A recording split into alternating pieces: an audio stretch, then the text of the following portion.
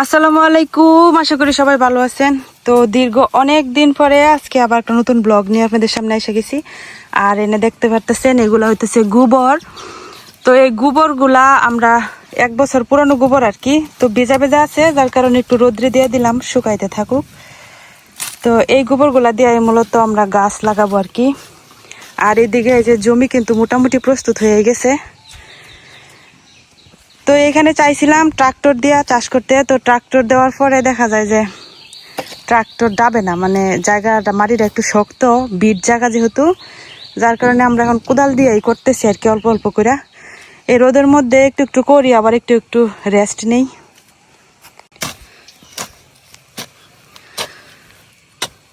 কোদাল দিয়ে মাটি কোপানো কিন্তু অনেক কষ্ট, তারপরেও আর কোনো অপশন নাই কোদাল দিয়ে করা ছাড়া। তো এইখানে আমরা দুইজনে মিলাইয়া হইতেছে কোবাইতেছি, আর আব্বা ওই দিন কিছু হেল্প করছে। তো একটু একটু কোবাই, তারপরে আবার আইসা এখানে রেস্ট নেই। মানে এই রোদের মধ্যে কাজ করে গাইমে গুইমে অবস্থা খারাপ। আর আজকে আমরা চেষ্টা করতেছি বিকালের দিকে কিছু গাছ লাগাই দিতে, মানে মোট যেগুলো তাড়াতাড়ি হয় আর কি, মূলা, লাল শাক, এই বীজগুলো আমি অলরেডি রোদে শুকাইতে দিয়ে দিছি। তো আছে মূলা, লাল শাক, ধনিয়া শাক, আর হচ্ছে টমেটোর চারা আমি আগেই রেডি করে রাখছি, ওই চারাগুলো লাগাই দিলাম। আর ফুলকপির চারা যেগুলো আপনারা দেখছিলেন যে আমি বসাইছিলাম, এগুলো আপাতত আজকে লাগাই দিলাম, তারপরে অন্যগুলা। কারণ মাটি প্রস্তুত করাটা অনেক কষ্ট, কারণ আমরা তো কোদাল দিয়া করতেছি, অনেকটাই কষ্ট হয়ে যেতেছে। তারপরও ধীরে ধীরে কাজ আগায় রাখতেছি, কারণ শীত তো আইসাই গেছে প্রায়, আর মাত্র কয়েকটা দিন। আর এখন তেমন একটা বর্ষাও পড়তো না, তো এখন গাছ লাগানোর কিন্তু উপযুক্ত সময়।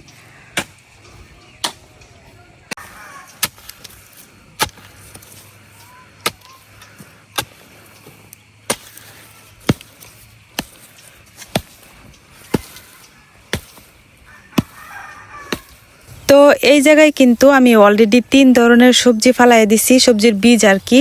তো এখন যেটার মধ্যে পানি দিতেছি, এখানে আছে মূলা শাক। তো মূলা শাকের গাছ কিন্তু অনেকগুলাই বেরোইছে, তারপরে এখন আবার একটু পানি দিয়ে দিতেছি যাতে তাড়াতাড়ি বেরোয়, আর যেগুলা বেরোইছে না এগুলো সহজে বেরোইতে পারে। তো আমার কিন্তু পানি টানাটা অনেক কষ্ট, কারণ আমার এখানে কোনো টিউবওয়েল বা সাবমার্সিবল নাই। তো আমি চুরের বয়ে মূলত কোনো পানির ব্যবস্থা করতে পারতেছি না, কারণ চুরে মানে ঘর থেকে নিয়ে যায় মোটর, এরকম একটা অবস্থা। নাইলে কম দামি একটা লাগাইতাম শুধু সবজি বাগানে পানি দেওয়ার জন্য, যার কারণে আমার কিন্তু কষ্ট করে ওই যে আমার বাড়ির সামনে যে ছোট গর্তটা, এটা থেকেই পানি এনে দেওয়া লাগে। তো যতবারই আমি শাকসবজি লাগাই, তো প্রত্যেক বছর শীতের সময় কিন্তু আমি অনেক পরিমাণে শাকসবজি লাগাই।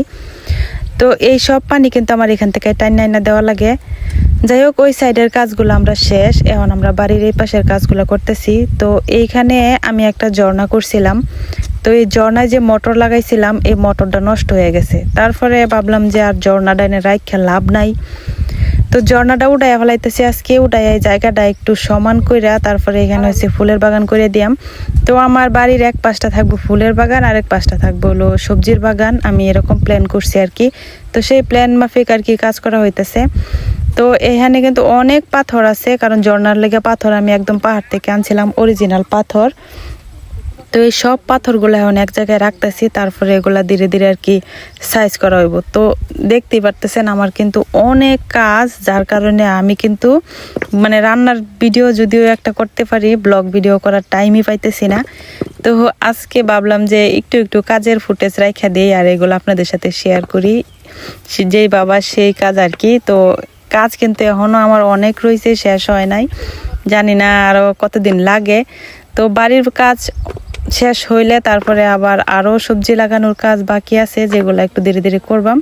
তো আপাতত বাড়ির কাজটা আগে শেষ করতে চাইতেছি। তো দুপুর থেকে এত পরিমাণ রোদ উঠে, মানে সকাল থেকে দুপুর পর্যন্ত এই রোদের মধ্যে কিন্তু একদমই কাজ করা যায় না, যার কারণে আমরা বিকালের দিকটায় বাইছে নিই আর কি কাজ করার। তো বিকালের দিক দিয়ে কাজ করতে করতে দেখা যায় যে 1-2 ঘন্টার মতো সময় থাকে, সন্ধ্যা হয়ে যায়। তো ওই সন্ধ্যার সময় তো আর এখানে কাজ করা যায় না রাতের বেলা, যার কারণে কাজ আগাইতেছে না। যদি সকাল থেকে কাজ করতে পারতাম তাইলে দেখা যেত যে কয়েকদিনের ভিতরেই আমার সবগুলা কাজ কমপ্লিট হইতো। কারণ শুধু এই যে পাথর সরাইতেছি এটাই না, সবজি বাগান লাগাইতেছি এটাই কিন্তু শেষ না, কারণ আমার বাড়ির ঘরের চাল ছাওয়া লাগবো, তারপরে চতুর্দিকে যে বেড়া দিছিলাম ওই বেড়াগুলো নষ্ট হয়ে গেছে। তো এই সবগুলা বেড়া আবার নতুন করে দেওয়া লাগবো, তার মানে আমার অনেক কাজ হাতে। তো একা হাতে সবগুলা কাজ করি, আর এই যে সাথে সাহায্য করে এই ছেলে। তো দেখতে পাচ্ছেন ও হইতেছে আমার ক্যামেরাম্যান, পাশাপাশি আমার হেল্পিং হ্যান্ড ও বলা চলে। তো দুইজনে মিলাই আর কি যতটুকু পারতেছি করতেছি।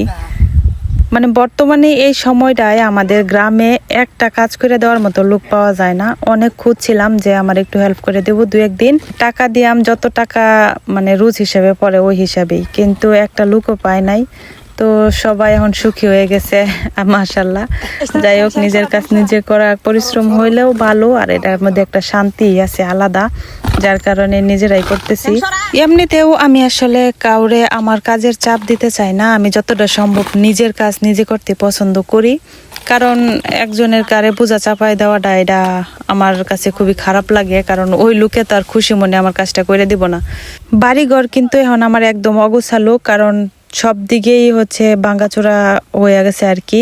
তো একটু টাইম লাগবে সুন্দর করতে, আর আমি যতটুকু সম্ভব চেষ্টা করতেছি যে শীত আসার আগে আগে সব কাজগুলো কমপ্লিট করতে, কারণ শীতের মৌসুমটা হইতেছে আমার সবচেয়ে পছন্দের। আর এই শীতটারে আমি একদম রিল্যাক্সে মানে কাটাইতে চাই, আর শীতের সময়ের সুন্দর সুন্দর মোমেন্টসগুলো আপনাদের সাথে শেয়ার করতে চাই খুব ভালোভাবে, তখন যাতে আমার মাথায় কোনো কাজের প্রেশার না থাকে। এনে উঠানটার মধ্যে কিন্তু আগে প্লাস্টার করছিলাম না, এমনিতেই মানে এই যে সিমেন্ট গুলা হয়েছিল ঘরে প্লাস্টারের, এই কারণে কিন্তু একটু শক্ত আছিল। এখন সবটা হলো প্লাস্টারের মতো যে আছি, সবটা উঠাইছি। উঠাই এটার সাইডে যে ছোট ছোট পাথর গুলা দিছিলাম, এই যে এরকম ছোট, মানে এই ছোট পাথর গুলো উঠাইয়া বড় বড় পাথর বিছাই দিতেছি, কারণ যেহেতু আমি ঝর্ণা ভাঙ্গা লিছি। ঝর্ণা ভাঙ্গা এই জন্য সব পাথর লইছি। এখন এই বড় পাথর গুলো সাইডে বিছাই দিলাম, রাস্তার সাইডে বিছাই দিলাম। তারপরে এই জায়গাটা হলো মাটি দিয়ে লেপবাম, এটা আমি আর প্লাস্টার করতাম না।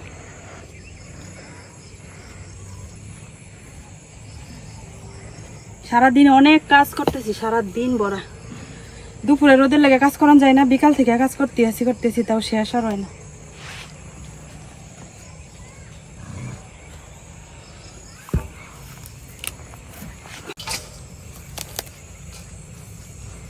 কাজ করতে করতে এই যে একদম রাত হয়ে গেছে, এখন আমরা কাজ রয়েছে।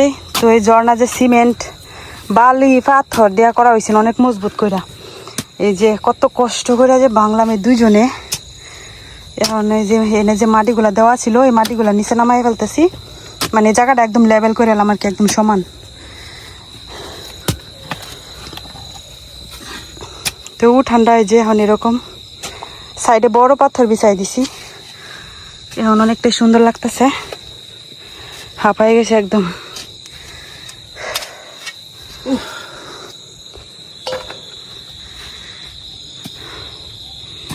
এই যে এখন ঠান্ডা এরকম হয়েছে। আর এখানে যে পাথরের স্তূপ করে রাখছি এগুলো হইতেছে পরবর্তীতে কাজে লাগাই আমার কি।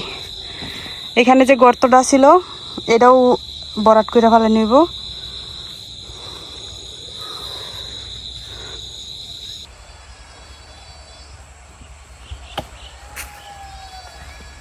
একটা না কয়দিন ধইরা কাজ করতেছি তো দিনে রাতে, যার কারণে ব্লক দেওয়া হয় না রেগুলার। তো কাজ মোটামুটি আগে গেছে। ওইদিকে যে গাছগুলা লাগাইছিলাম এগুলা কিন্তু সব চারা বের হয়ে গেছে। এখন আর বাকি এদিকের কাজগুলা করলেই শেষ। তারপরে হইতেছে সবজি বাগানের কাজ শেষ হইব, তারপরে আবার অনেকদিন লাগিয়ে যাব। আর এই যে এনে যে আমি কবির চারা ফুলকপির চারাগুলা হাঁটাইছিলাম, তো চারাগুলা এখন প্রায় নষ্ট হয়ে যাইতেছে, কারণ আমি লাগাইতে দেরি করে আনিছি। তো আজকে চারাগুলা লাগাই দিতেছি। গোবর সার দেওয়া দিতেছি প্রথমে।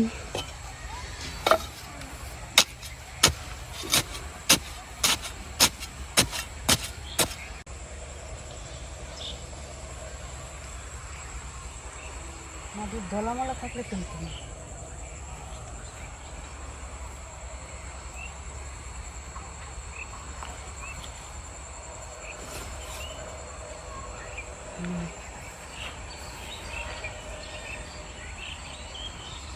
বেশি অর্ধেক চারাগুলাই নষ্ট হয়ে গেছে। এখন যেগুলো আছে টিকিয়া এগুলোর থেকে লাগাই দিতেছি, একটু লেট করে লাইছি লাগাইতে।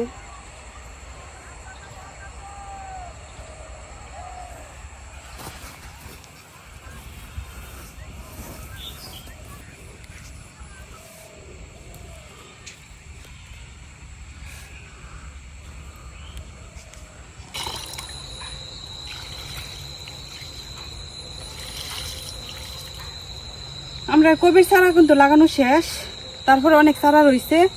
তো একটা বেডের মধ্যে লাগাই, আমার এত বেশি চারার দরকার নাই, কয়েকটা হইলেই হইব, যে কয়টাই বাঁচে আর কি।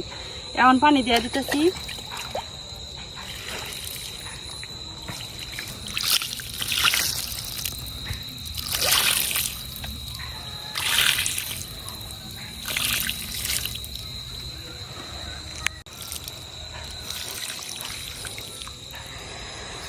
আপনারাও একটু দোয়া করুন যে যাতে আমরা যে চারাগুলা কষ্ট করে লাগাইতেছি এগুলো যাতে হয় আর কি।